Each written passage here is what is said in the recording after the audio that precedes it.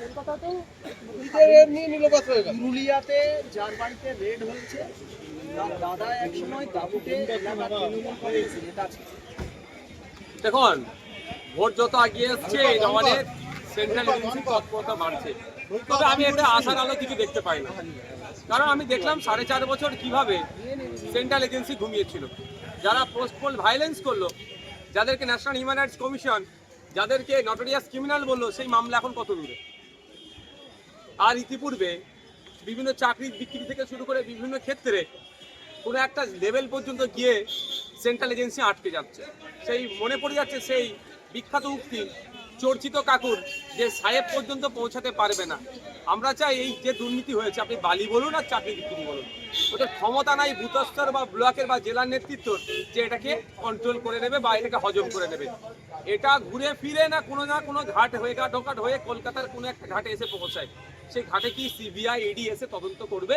এটা আমার প্রশ্ন। আমাকাই এই ভোটের পারসেপশন নতুন তৈরি করা হচ্ছে, বাইনারি পলিটিক্স হয়তো এটা দিয়ে হবে, এর বাইরে কিছু হবে বলে আমি ভরসা করতে পারছি না। যদি হয়তো ওয়েল অ্যান্ড গুড। এসএসসি পরীক্ষা দেখা গেছে ভিন রাজ্যে বিভিন্ন চাকরি প্রার্থী তারা এসেছে, তো বিষয়টা অন্যরকম হয়ে গেছে। এখানেই চাকরি গেলে ভিন রাজ্যে তারা পরীক্ষা দেখুন, ব্যাপারটা হচ্ছে এমনি আমাদের রাজ্যে কাজ নাই, কাজ অল্প থাকলেও তার মূল্যায়ন হয় না, ফলে আমাদের পরিযায়ী শ্রমিকের সংখ্যা বেড়ে যাচ্ছে। সরকারি ক্ষেত্রে যখন ভিন্ন রাজ্য থেকে আসছে, যেহেতু এখানে বাঙালিদের জন্য বাংলার মানুষের জন্য রিজার্ভ নাই, ফলে সেখানে একটা বিতর্ক থাকছে। এই জায়গায় দাঁড়িয়ে তো আমি বলতেই পারি যে 80% সিট কি 90% সিট একদম পশ্চিমবাংলার নাগরিকের জন্য রিজার্ভ করতে হবে। অন্যান্য রাজ্যের মানুষরা আসে পরীক্ষা দেবে, সেটা এখনই আমি বিরোধিতা করতে পারবো না, কারণ সেই প্রভিশন আমাদের নাই। কিন্তু সংরক্ষণ হওয়া দরকার পশ্চিমবাংলার নাগরিকের জন্য। কিন্তু যারা দ্বিতীয়বার পরীক্ষায় বসছেন, অলরেডি তারা 8 বছর 10 বছর চাকরি করে নিলেন, তাদের কথা আমরা একবারও ভাবছি না। রাজ্য সরকার তার অপদার্থতা ব্যর্থতা ঢাকার জন্য সকলকেই আবার নতুন করে পরীক্ষায় বসতে ব্যবস্থা করলো। জানি না এটা কত স্বচ্ছতার সাথে আবার নিয়োগ হবে। আরেকটা হচ্ছে যে ফুলপুরা শরীফে একটা ফাটল দেখা গেছে আব্বাস সিদ্দিকের মিলিটের পরে কাসেম বলছেন যে কি করছেন নওশাদ সিদ্দিকী, আমি মমতা অভিষেকের দলে।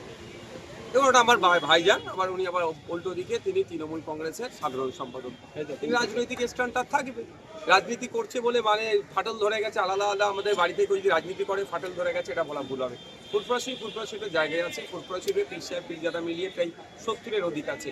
আমরা যদি 3-4 জন রাজনীতি করি, তার জন্য ফুরফুরা শরীফ ফাটল ধরে যাবে, এটা যারা বলছে এটা আমার মনে হয় সঠিক তারা বলছে না। হরিদেবপুরে গত পরশুদিন আবার একটা গণধর্ষণের ঘটনা ঘটেছে। অন্যতম একজন অভিযুক্ত দুজনের মধ্যে, সে হচ্ছে রাজ্য সরকারি কর্মী, শুধু নয় শাসক দলের যে রাজ্য সরকারি কর্মীদের ইউনিয়ন আছে তার নেতা। এগুলো তো এরাই করবে, যেখানে অন্যায় অনৈতিক দুর্নীতি যেখানেই হচ্ছে দেখুন সেখানে শাসক দলের যোগ আছেই আছে। আর যেখানে তৃণমূলের উপস্থিতি আছে সেখানে দেখবেন অন্যায় দুর্নীতি হিংসা হবেই। তো এখন খোঁজ নিয়ে দেখো শাসক দল তাকে নিয়ে কি বলছে, হয়তো তখন বলে দেবে ও আমাদের দলের কেউ নয়, ওকে আমরা চিনি না বলে এড়িয়ে যাওয়ার চেষ্টা করবে। কিন্তু অন্যায় যেটা হচ্ছে, যারা অন্যায় করেছে শাস্তি পাক, এ কথা জোর গলায় তারা বলতে পারে না। কারণ যদি একথা জোর গলায় বলে, তাহলে শাসক দলের শীর্ষস্থানীয় বিভিন্ন যারা সেক্টরের লিডার্স আছে তাদেরকে দেখবেন জেলের মধ্যে রাখতে হবে। কেউ এই ধরনের অনৈতিক কাজের সাথে যুক্ত, কেউ দুর্নীতির সাথে যুক্ত, মানে এরা এক একটা রত্ন। আর তৃণমূল কংগ্রেস এই ধরনের রত্নকেই সামনের সারিতে নিয়ে আসে। যারা স্বচ্ছ ভাবমূর্তি শিক্ষিত মানুষজন, তৃণমূল কংগ্রেস তাদেরকে সহজে জায়গা দেয় না। ঠিক আছে, উত্তরবঙ্গে এই নিয়ে চলতে বছরে 3 নম্বর বার মুখ্যমন্ত্রী যাচ্ছে, এটা কি বিজেপির শক্ত ঘাঁটি নাকি কোন ভয়ে বারবার যেতে হচ্ছে মুখ্যমন্ত্রীকে? দেখুন, মুখ্যমন্ত্রী রাজ্যের কোথায় কোথায় যাবে আমরা তো ঠিক করতে পারি না, তিনি যেখানে ইচ্ছা যেতে পারেন। তবে মুখ্যমন্ত্রীর যে প্রমিসগুলো করে ক্ষমতায় এসেছিলেন 2011-এর আগে, যে কথা গল্পগুলো শুনিয়েছিলেন, সেগুলো কটা বাস্তবায়ন করছে এটা আমরা চাইবো। উত্তরবঙ্গে যাচ্ছেন, চা শ্রমিকদের বঞ্চনের কথা তিনি মুখে বলছেন না। একটা চা শ্রমিক মাত্র 250 টাকা প্রত্যেক দিন তার মজুরি পায়। স্কিল লেবার, চা শ্রমিকরা স্কিল লেবারের মধ্যে পড়ে। 450 টাকা পশ্চিমবাংলায় যাও, আমি মনে করি এটা কম, অনেক কম। মিনিমাম ওয়েজেস হচ্ছে স্কিল লেবারদের জন্য 450 টাকা।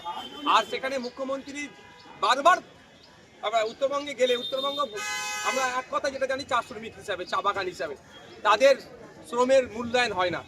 প্রায় 2016 থেকে 2024 প্রায় 15 থেকে 16 বার দ্বিপাক্ষিক মিটিং হয়েছে, কিন্তু চা শ্রমিকদের মিনিমাম ওয়েজেসটুকু এটা ঠিক করতে পারেনি। শুধু ওখানে গিয়ে গল্প শোনালে হবে না। চা শ্রমিকদের জন্য যে আবাসের ব্যবস্থা করা হয়েছে, ঠিক জানুন বাইরে থাকার টোঙের মতো হয়েছে, এইগুলো নিয়ে কেউ চর্চা হয় না। শুধুমাত্র তাদের কাছে যায়, তাদের সাথে একটু কথাবার্তা বলে, আবার চলে আসে। এটা হয়তো পারসেপশন চেঞ্জ করার চেষ্টা করলেও এটা হবে না। আর চা শ্রমিকরাও না বিজেপি না তৃণমূল, এই 2026-এর ইলেকশন আসছে, এই দুটো শক্তিকে পরাস্ত করবে।